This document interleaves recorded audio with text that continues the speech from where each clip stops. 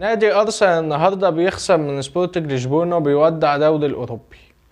بس الحاجه الوحيده اللي ممكن تخلي اي مشجع لارسنال يزعل ان انت مش طلعت من بطوله الدوري الاوروبي وانت متصدر الدوري الانجليزي، لا، انت طلعت منها في عز ما انت مفروض تقدر ان انت تنافس فيها، تقدر ان انت توصل للنهائي. شوف مين الفرق اللي مكمله فيها الكبيره دلوقتي: اشبيليا، يونايتد، يوفنتوس، روما. بقيه الفرق ما اظنش في فرق كبيره تاني. فانت كان قدامك فرصه ان انت تقدر تحط راسك براس دول، لان انت بعد كده هتروح دوري الابطال. لان انت دلوقتي ارسنال متصدر الدوري الانجليزي وفي ايده ان هو يروح دوري الابطال بمنتهى السهوله دلوقتي السنه الجايه. فانت ما بداتش تحط راسك براس دول اللي في الدوري الاوروبي. يعني انت امال دوري الابطال تعمل ايه السنه الجايه؟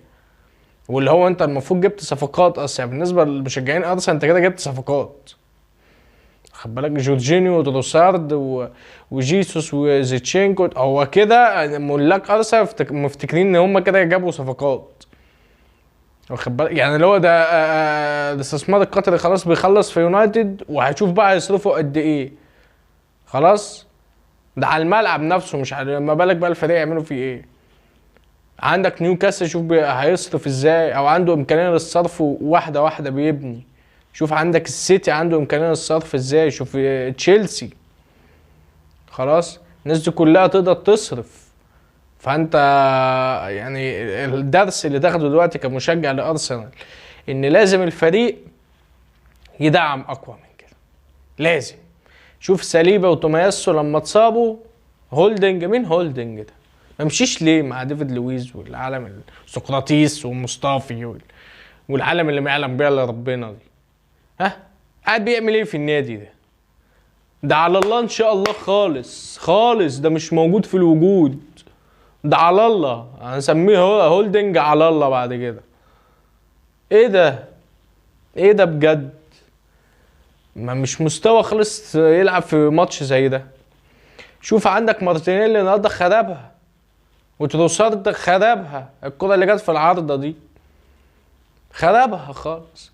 والاستاذ المبجل اسمه ايه ده، مارتينيلي، بيقول له بص خد يا حبيبي، خد يا حبيبي يصدها وانا هجيب جون في حبايبي، مش عارف ايه وبتاع. وعيب يا عم تشاكا لما انت تعمل كده، ولا مش عارف تعمل ايه، عيب. ده انت المفروض الكابيتانو بتاع الفرقه بعد اوديجارد. واوديجارد كانش في الملعب، انت كابتن الفريق وبتعمل لهم كده، اديك خسرت يخرجوا حفلوا عليك بعد الماتش وفي ملعبك. يعني ما عاجبك منظرك كده. ويونايتد النهارده ابص جاب ريال بيتيس على البارد، يعني عارف ردوا على البارد كده.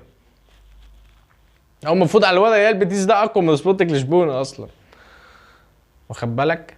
فالماتش النهارده يعني كان في حماسه وفي، انا اتبسطت بالماتش بصراحه، بعيد عن ان انا قاعد بتفرج. يعني ماليش دعوه بالفرقتين اصلا، يعني ولا هزعل ان ده كسب ولا ده كسب، ولا هفرح، ولا ماليش دعوه، واخد بالك. لكن الماتش كان فيه حماس كبير جدا، ولاعيبه ارسنال يعني بدات ان هي تدي انطباع ان هي هتكسب الماتش. بعد كده الانطباع ده يروح، بعد كده تدي انطباع ان هي هيكسب الماتش، بعد كده الانطباع ده يروح. والمشكله ان اللي بيغلطوا يعني جورجينيو، طب ما ده صفقه جديده المفروض بقى ومش عارف ايه، وجاب جون صاروخي في مش عارف في ماتش ايه وبتاع. النهارده بتقطع منه كوره من نص الملعب من فوق رامز ديل وهات الشبكه هات، واخد بالك. بس هي اتعملت حلوه بصراحه. يعني هو رامز ديل ما كانش طالع قدام قوي، ده كان واقف على نقطه البيلنتي. يعني كان 18 ياردة ولا 15 ياردة اللي كان واقفهم، اقل من 18. خلاص فما كانش طالع قدام قوي يعني، بس هي الكره اتعملت حلوه بصراحه، واخد بالك. والجون اللي جابه ارسنال يعني ماشي يا عم تشاكا، ماشي عملت كده، اديك خسرت، اديك طلعت. عيب يعني، عيب منك الحركه دي بصراحه. فارسنال دلوقتي هو كده كده رايح للبطوله الاهم السنه الجايه. بس ده يعني عارف النقطه الفاصله في الموسم ليه؟ لان انت هتلاعب كريستال بالاس، ماتش رخم. انت هتلاعب فييرا، وفي حد عارفك في الدوري الانجليزي اكتر من فييرا، اسطوره النادي، واخد بالك. فانت شوف بقى انت هتعمل ايه. والفرقه بدنيا كريستال بالاس بدنيا بنت 60 كلب، فنيا يعني نتناقش فيها، لكن بدنيا فظيعه فظيعه فظيعه فظيعه يعني، واخد بالك.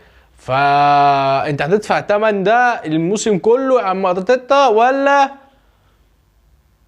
هتعمل زي ما عملت بعد ماتش السيتي اما خسرته كنا فاكرينها بقى ان هي على الكور وما قررتش، قعدت تكسب برضه، واخد بالك.